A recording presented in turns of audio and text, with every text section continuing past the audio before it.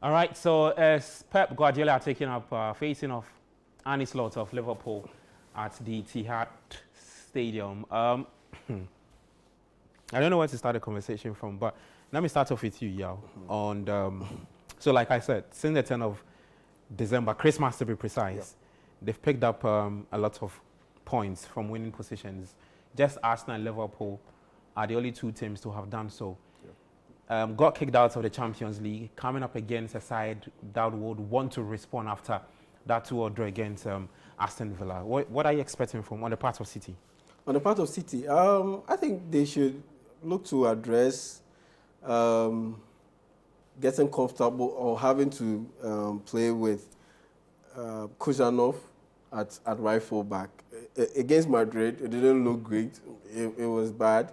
But that's the best way they can deal with the threat of Mohamed Salah down the Liverpool right side.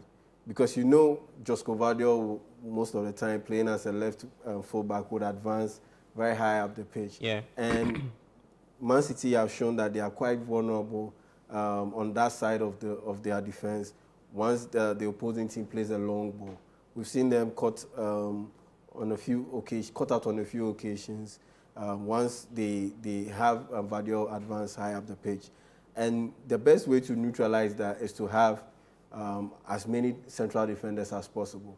And that's the reason why having Kujanov at right full back is important. Okay. Though he had a bad game, the team generally got attacked and exposed down that side of the field. But they should stick to it, because if you swap out Kujanov, let's say you start Ruben Diaz and John Stones in central defense, Vardiol is on the left, and you start, let's say, Rico Lewis on the right side. Or Nunes. Or Nunes down that right side. Hey, that guy is awful. But he's not a fullback. Even when you play him in his favorite position, on the right side. But I think he's just unsettled. So if you play any of those guys at right fullback, you are making matters worse. You are more or less handicapped before you even start the game. You think Kujanov can stand Salah? No, he won't play directly against Salah. Okay. He will be on the right side. So he will be playing against Luis Diaz and company. The Liverpool left side is very hit and miss. With Andy Robertson, Andy Robertson and Diaz, Gakpo, sometimes. Gakpo has been decent, but Diaz sometimes anyway. So you just don't know what you're going to get. But at least that's a lesser threat than Mohamed Salah's position. So if you know Mohamed Salah will get the better of Vardiol at multiple times in the game. And so in order not to have a situation where your left side is exposed and your right side is also exposed, you cannot start Rico Lewis.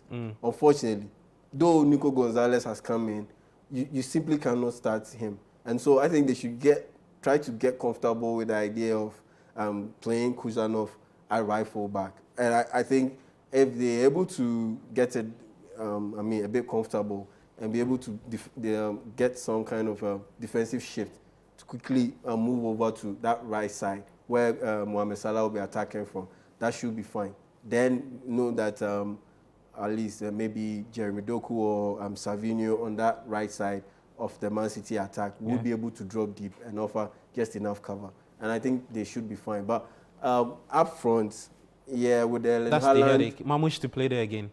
I think they will repeat what they did against Real Madrid, where it's Mamouche and Savinho leading the attack. But I would prefer they go with 3 men and have Jeremy Doku as part of that attacking lineup. So Jeremy Doku on the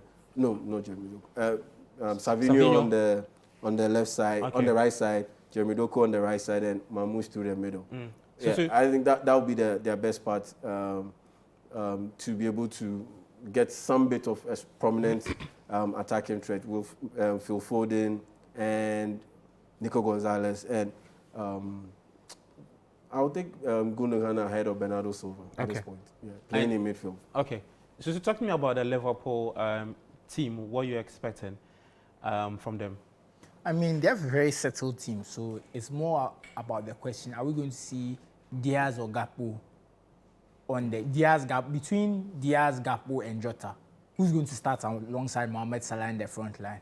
I think the midfield, it will be McAllister, Gravenberch, and one of Soboslai or Curtis Jones. Okay. I think those positions are very settled. The full-back position settled.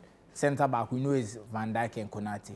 But for me, I believe that the game we won or lost in the middle. I have a different view on how much the wings will impact the game. I know even though Liverpool's most dangerous players are on the wing, it's about if Liverpool can hold the centre. I think Liverpool's midfield has been excellent this season. McAllister and Gravenberch have controlled most of the games they've played, which has given them the platform to do what they want to do. And it's going to be a tough ask for Nico Gonzalez to come in there and disrupt them. I'm wondering how tired is Gravenberch? How tired is McAllister? Because they play almost every game. There's almost no rest for the two of them, especially because if you are to change those two and switch it up and try a different combination, it doesn't seem like we are seeing much of Endo. Yeah. Those little things. So how they are able to manage the midfield will affect the game. And then the next question is Erling Haaland. I think if Erling Haaland doesn't start, I just don't see Liverpool. I don't see City having a chance. With all due respect to Omar Mamouche, the type of game he plays better when he's behind the striker or as a winger. He's not the type of guy who can play alone up front, occupy centre. He's not used to that. Yeah, setup. I think it would be a bit. And we saw him at Frankfurt. He used to play with Hugo Ekitike. So he was more like they used to play together. So it was a tandem. Yeah. We've seen his best. More of like a second striker. Yeah, we saw his best game so far against Newcastle. He was playing behind Haaland. He was kind of not the main striker. Haaland was there and he was playing off Haaland, coming from the flank. So if he has to be the main man, I'm not sure he can do it. Not because he's not talented or he's not good, but that's not his game. That's not his style. He's a forward in the sense that he's a winger or a second striker, maybe even an attacking midfielder. So those are the two things I'm looking out for sure in the game. But I think it will be a midfield battle for sure. Okay. And if Nico Gonzalez can get the better of Gravenberch and McAllister, I think City have a very good chance. But if Haaland is not there, I think the chance goes away. Because for me, those two in midfield, if they control the game, City won't have a chance. So, yeah, those two and the third person they play with, whether it's Curtis Jones or Soboslai, how those three are able to interact, manage the game, control the game is what really sticks out to me. But and maybe if they take the lead, you now take one of them off and bring Endo, make them more solid, and then you kill the game completely. So it really depends on the midfield for me. That's where the game will be won or lost, because that's been Man City's Achilles heel this whole season. The midfield has just been too easy to play through. Gundogan, I think when you're a player like him where you are good at a lot of things and you're not 10 out of 10 at anything. You are 7 and 8 at a lot of things. Yeah. When one of your key weapons, your engine, declines, now those things you do where you're not the best in the world at, they look even more average because you can't even get around as much. Because sometimes I see Gundogan running, it looks like he's running in sand. It looks like there's weights tied to his legs. It's not his fault. Yeah. At his age, it was always going to happen. I mean, that City midfield is actually aging. And he's never been the fastest. And he's never been the fastest. So it looks even worse. So he looks very labored. And you wonder whether, I'm not sure about Kovacic's fitness, but when he plays too, he's also a bit older. He gets, especially in the big games, he's bypassed a lot. So Nico Gonzalez is a great addition. He can shore up the midfield, but he's going to have to do a lot of work because he's playing against one of the best midfields we've seen this season. And Gravenberch has been excellent this season, one of the best midfielders in Europe this season. Exudes a lot of energy. Exactly. So if he's getting fatigued as the season is going along, that might be Liverpool's biggest problem down the stretch, to be honest. Because I don't think Salah's form or anything, but his form actually, he's like the glue right now that's holding the team together. Prediction? No, not prediction. One other problem I want us to talk about is the defensive frailties we've seen from Liverpool in the last couple of games. So the 2-0 against Villa was their second in 3. Yeah. There was one against Everton. Yeah, that draw too. And then this. Yeah. And then the Wolves game, they struggled again. That's what I'm looking at. Can City look at this team and say, look, we can actually capitalize on those little problems Liverpool are going through? Are they beginning to crack and that kind of stuff? Yeah, they can. Because you look at the Aston Villa goal. No, pretty much the Everton game and the Aston Villa games are pretty much the best examples. Look at the first Aston Villa goal, the Beto goal. Yeah. Free kick, and they just caught them off guard. Yeah. They weren't concentrating. The Villa goal was also a free kick. The same thing. Yeah, you look at the Villa goal, the first one, a free kick. And even with the Villa goal, the second one, the way they worked the ball, it was a situation where it looked clearly that Curtis Jones was tired, and because Liverpool did a lot of intense pressing in that first half, they put Aston Villa under a lot of pressure, forced them to commit a lot of mistakes in that first half. But towards the end of that first half, they looked to tire a little bit, and you saw how they were able to work the ball down that right side of the midfield. Yeah. Because I think it was Jota. He went to press. Yeah, Jota. And there was a huge gap between him and Andrew Robertson. And so he was gesticulating to Robertson to get a bit closer.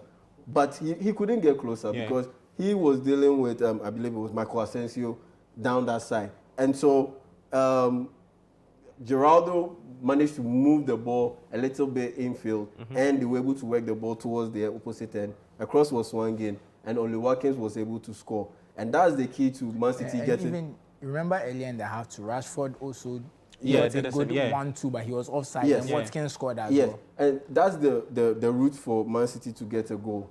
Not necessarily to swing the ball into the box for someone to head it into the net, but to look for the man who is running from deep into the penalty box, and that will be Phil Foden, and he's excellent at it. And so for me, I'll be looking to see Pep Guardiola go with orthodox. I know Jeremy Doku and Savinho love to play as inverted wingers, but in this one, they need to play as orthodox wingers.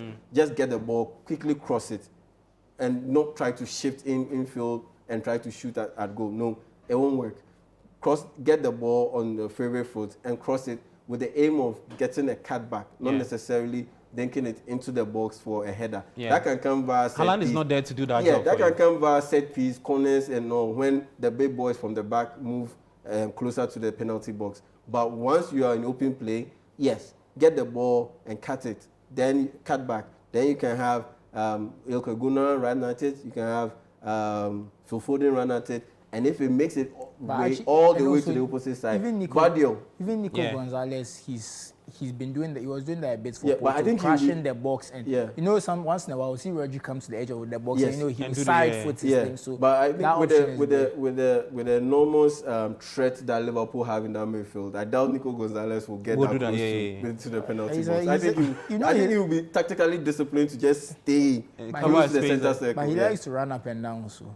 Well, let's. But I'm leaning towards a Man City. I'm leaning towards a draw. I'm leaning towards another draw in this one. Well, for one thing, Klopp has never beaten Pep at the Etihad in the league. This is a thing.